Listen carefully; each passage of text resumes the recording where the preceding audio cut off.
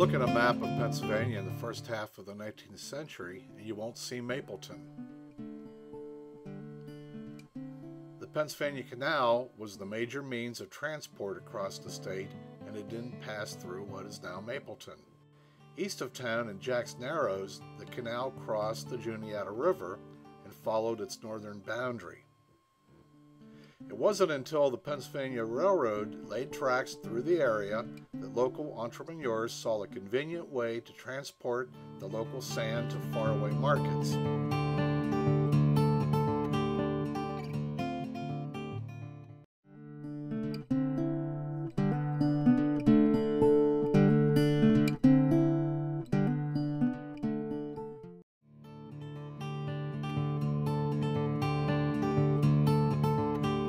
Commercial development of glass sand quarries in the vicinity of Mapleton began in the 1850s.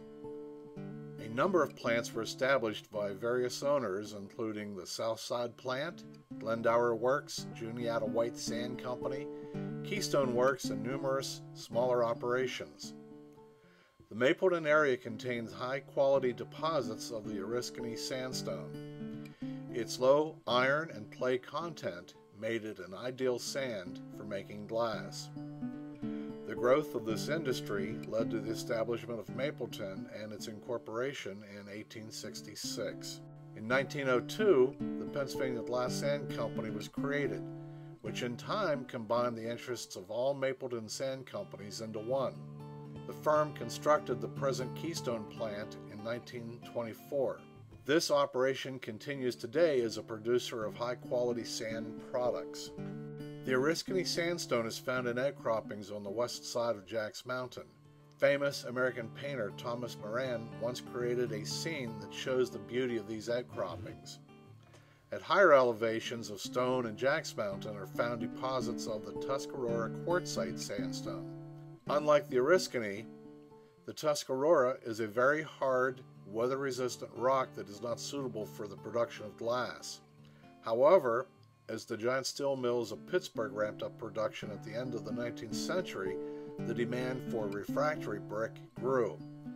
The Tuscarora quartzite proved to be an ideal material for making this brick.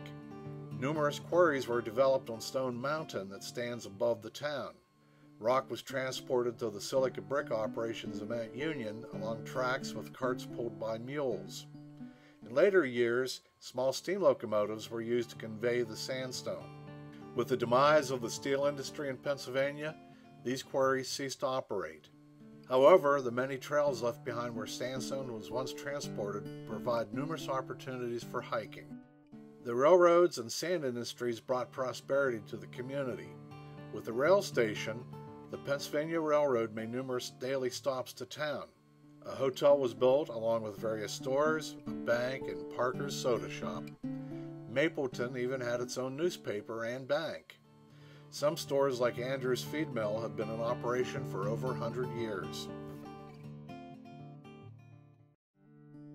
The streets of town were lined with maple trees and willows. It's not hard to see where the name Mapleton came from.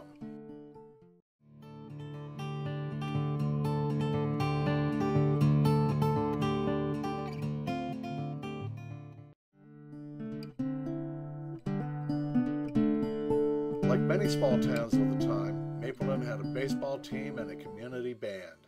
And with the band they had parades. Parades were common, with most celebrating the efforts of military personnel from the area.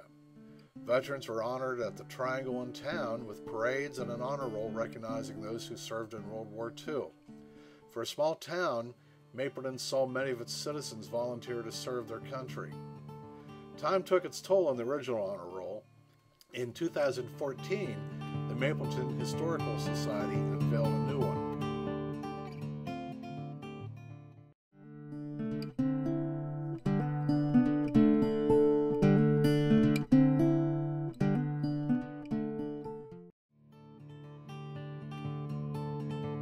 For over 75 years, Mapleton has had a river gauge that has monitored the Juniata River through drought and floods. In 1994, Ivy Buchanan was recognized by the National Weather Service for operating the river gauge for over 50 years.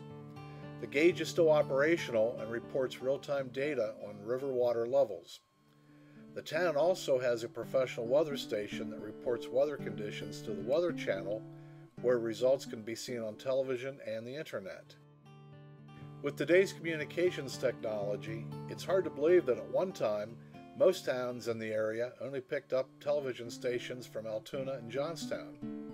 Mapleton had more. Back in the early 50s, it was one of the first communities in the nation to install a cable TV system. Residents were accustomed to receiving multiple stations, including those from Lancaster, New York City, and Washington, D.C. Television was not the only source of entertainment in the community. From early on, Mapleton has had the ball field, a playground, and a swimming pool to provide time for fun. Trails for hiking can be found on both Jack's and Stone Mountain, and we can't forget about the Juniata River, where interest in fishing, boating, and kayaking has been on the rise.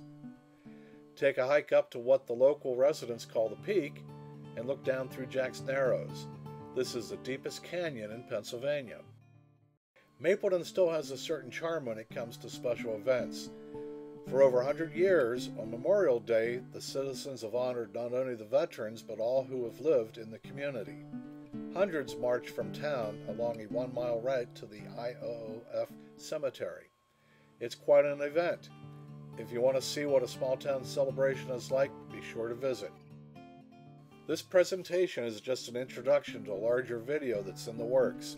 It will tell you more about where Mapleton is today and how we're planning for the future. Planning as a blueprint community.